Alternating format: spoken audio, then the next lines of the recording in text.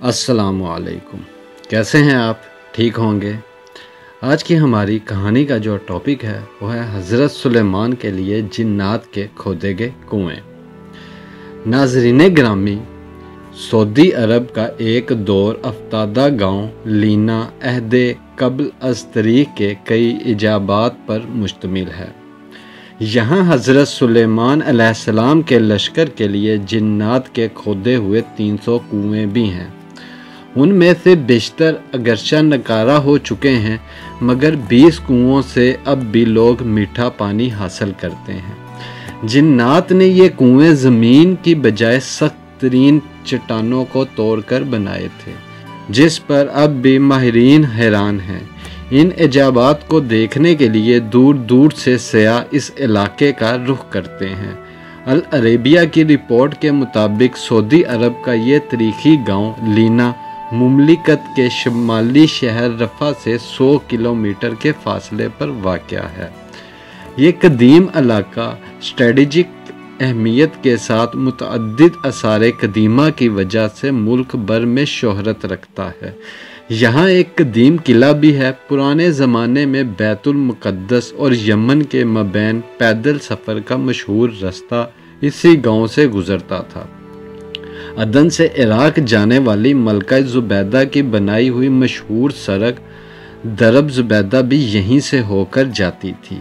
अब भी सैर व तफरीह के शायकीन बड़ी तादाद में इस इलाके का रुख करते हैं। सऊदी मुहक्किक हमद अल जासिर का कहना है कि ये कदीम गांव में हज़रत सुलेमान अलैहिस्सलाम का लश्कर भी उतरा था। हज़रत सुलेमान अलैहिस्सलाम जब अपना लश्कर लेकर यमन जा रहे थे तो यहाँ ठहरे थे। इस बेआबो गया इलाके में लश्कर को पानी की ज़रूरत आई तो हज़रत सुलेमान अलैहिस्सलाम ने जिन्नात को हुक्म दिया कि वो हंगामी तौर पर कुएँ खोदें।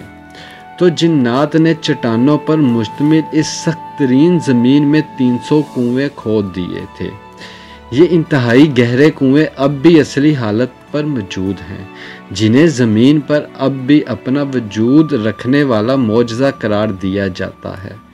जिन्नात ने चट्टानों को काटने के लिए ड्रिल मशीन की तरह कोई आला इस्तेमाल किया था, जिसके निशानात अब भी कुएं की चारों अतराफ वाज़ेह तौर पर देखे जा सकते हैं। माहिरीन इस पर तहकीक कर रहे हैं कि जिन्नात ने आखिर किस तरह इन सख्त तरीन चट्टानों को 60 से 80 मीटर गहराई तक काटा था और इन्होंने कौन से आलात की मदद हासिल की थी। अगरचा इन 300 में से इस वक्त सिर्फ 20 कुएं ही कारआमद रह गए हैं, ताहम सारे कुएं के निशानात अब भी यहाँ मौजूद हैं। इन कुओं को देखने वाला हर शख्स हैरत ज़दा होकर रह जाता है। तारीख़ी रवायात के मुताबिक जब हज़रत सुलेमान अलैहिस्सलाम अपने लाओ लश्कर समेत यमन जा रहे थे तो वो यहाँ दोपहर के खाने के लिए उतरे थे। लश्कर में जिन्नात की फ़ौज भी शामिल थी। जब लोग प्यासे हुए तो हज़रत सुलेमान अलैहिस्सलाम ने जिन्नात की फ़ौज के कमांडर सप्तर की तरफ देखा तो वो हंस रहा था। हज़रत सुलेमान अलैहिस्सलाम ने उससे हंसने की वजह पूछी तो उसने कहा कि आप लोग प्यास से तड़प रहे हैं, मगर मीठा पानी आपके कदमों के नीचे ही है। हज़रत सुलेमान अलैहिस्सलाम ने सप्तर को पानी निकालने का हुक्म दिया तो थोड़ी देर में ही उसने अपनी फ़ौज की मदद से 300 कुएँ खोद दिए और सैयदना सुलेमान अलैहिस्सलाम का पूरा लश्कर सैराब हो गया। मारूफ मौरख याकूत हमूई के दौर तक ये सारे कुएँ मीठे पानी से लबालब भरे हुए थे। याकूत हमूई ने अपनी मशहूर किताब मुअज्जम अल बुल्दान में लिखा है कि लीना इराक के शहर वस्त से मक्का जाते हुए 7वीं मंजिल पर आता है।